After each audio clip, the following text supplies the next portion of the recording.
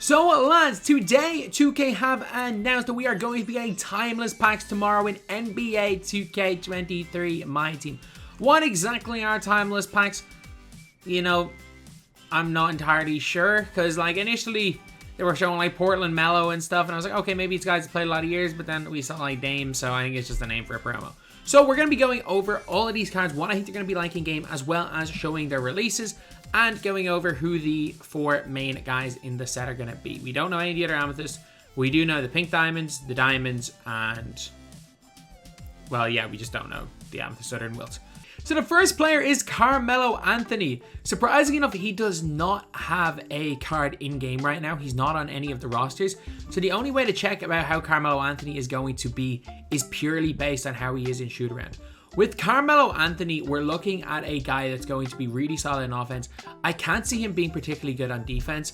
Like if we look at last year's Carmelo Anthony from NBA 2K22 that came out at the start of the year, he's going to be significantly worse than 96 Carmelo Anthony. And if we look at 96 Carmelo Anthony right here, he had like 90 speed. He only had 83 lateral and 83 perimeter. That's going to be below 75.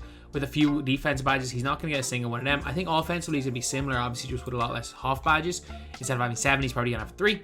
But in general, Melo is going to be Melo. Let's see how Melo shoots right now. So with Carmelo Anthony, he doesn't move too well out of dribbling. But at the same time, his release is one of the quickest in the game, period. So like when you've got a release this quick, and it's not the most consistent release in the world, we are looking at a guy that's going to be extremely, extremely easy to put up buckets with and put up buckets with quick. The guy has got the normal leaner. So again, if you do need to shoot that fade away, because so many people have the normal leaner, it's just a lot more consistent than most other fades. Slow fade is so damn fast on him because, again, when you try to shoot like slow fades with a guy with normal release, you just fling the ball out of your hands. You will shoot a lot of lates. In terms of sorry, what did I say normal release on my quick release? In terms of releases on quick, it is genuinely a case where, because of the load up animations in this game, because of the fact that load ups are a huge, huge issue in my team with how you take shots, if you get it on a bad catch, you're not scoring. Simply put, this release is too fast. You know why everyone says, oh, look at the wrist? Nah, this is too fast for that. You've got to shoot off muscle memory, unfortunately. Sometimes releases are too fast. You really just got to shoot off muscle memory. Like if you are shooting around with this guy, you're barely pressing the square button. And the big issue with that is it's hard to shoot it's easy to shoot consistently, but once you get that load up animation, it's over. You're not hitting a shot. The release is too fast for you to be able to adapt and adjust to the load up situation, which is why I do think that someone like a Robert Horry, who's got a very similar release, but on normal timing, which is still incredibly quick in its own right, might be the better option, especially because someone like a Robert Horry is taller. Again, release is similar. Horry's just going to be taller. He's going to play better defense more than likely, and he's going to rebound a lot better and play way better at the power forward position. But Melo's not a bad card at all. Then we got Dirk Nowitzki. So again, we don't know much about Dirk in this game.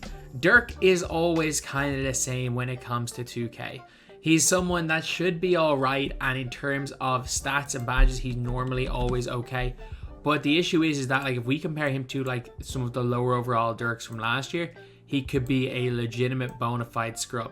So if we look at Dunktober Dirk from last year, first of all, he was Dunktober who couldn't dunk. But he had 55 speed, no defense whatsoever. And sure, you could shoot the 3-ball a little bit, but he was a really, really weak card. Even if you go to Dirk's pink diamond, only went to 65 speed. This card, we can't forget, came out on December the 28th. And he only had 75 dunks and still no defense. Even though he had a couple of defensive badges, still none. Dirk Nowitzki's lower overall cards were shockingly bad last year. Sure, Dirk Nowitzki had like his invincible, but his animations were not great. Dirk might get a little bit of better jump shot, but the problem with Dirk is he's going to play absolutely zero, and I repeat, zero defense in game. So yeah, Dirk may not be the greatest player in the world. So Dirk Nowitzki's player model makes him look like 7'3" in game. His release is nice. Don't get me wrong. This is the best Dirk's release been in years. Like this release on normal timing feels like Dirk on very quick in other years. Dirk is a player that he can hit those slow fades. If he's moving, he's going to hit that shot. What Dirk used to be really good at was trail cheese. So he would like trail a play and shoot this like forward leaning three, and he'd make every single one. 2K19, Dirk Nowitzki had this thing called trail cheese, where you shoot that shot there and green it every single time. Where you would like just wait for Dirk Nowitzki to run down the court, and you would just throw him the ball and he'd just shoot from anywhere. But that's not really what Dirk Nowitzki's doing now. In terms of dribbling, not gonna lie, it's not like it's the worst dribbling in the world. The post fade, I would only really go with the post fade away from ball side, like over the ball side shoulder, because that's where you're getting that little bit of a separation. And his fade going towards the ball hand isn't great. It's like it is the Dirk Nowitzki fade. So going towards the ball hand is a really, really hard time. Going towards the weak hand or the non-shooting hand, it's very, very easy to time. So if you want to go left, if you're trying to drive left into a fadeaway with Dirk, or just even take fadeaways in general, I would go left and not right. In the post, obviously, he's going to beat Dirk. He's going to be able to play a little bit. He's going to be able to shoot the fade. He's going to be able to shoot the hooks. The issue is that those shots are just harder and harder to hit every single year, especially since they did nerf the post hooks. But he's probably going to get more hot zones than he has on this player right here. But at the same time, Dirk's going to be an absolute freaking lights out wide open shooter. The only problem is that he's basically just going to be taller Kevin Love. He's going to be taller Kevin Love with a slightly worse release. I don't see any situation where for him for 30k is a good option for you to choose, if we're being honest. I really don't see any scenario where that's the case. Next up, we've got Damian Lillard. So Damian Lillard, we actually, thankfully, have the ability to see what Damian Lillard's animations are going to be like in game. So he's going to get hot zones in a lot of places. He's already got an 83 3 ball, so it's going to be or 83 speed and 83 3 ball, so we're probably going to see close to 90 in both of them. He's got silver limitless range, means we're going to see either gold or Hoff. We could easily see Hoff limitless range, so he's going to get 5 Hoff badges. But the lateral quickness being 71, that probably bumps up to 80. Perimeter defense probably goes to 80 as well. His dunk is alright. And in terms of the release, he gets Damian Lillard release on quick. The pro leaner was okay, but all Damian Lillard dribble styles, which I'm not entirely sure just how effective they're going to be in game. But at least we kind of know what we're getting with Dame because of, well, we just have all of his stats in general. So yeah, that is pretty much it for Damian Lillard. Now we are going to get on to the shooting around with him before we go on to our last player. So Dame has one glaring issue. Dame has the worst burst in the entire game. Like, we thought Jerry West was bad. No, man, Dame has the worst burst in the entire game. The pro leaner's okay. Like, especially if you are going, again, if you're going left with him, it is a super quick leaner. And it kind of reminds me a little bit of the tray fade. But at the same time, like, we're looking at a guy whose dribble style is so bad that he can't create space off the dribble.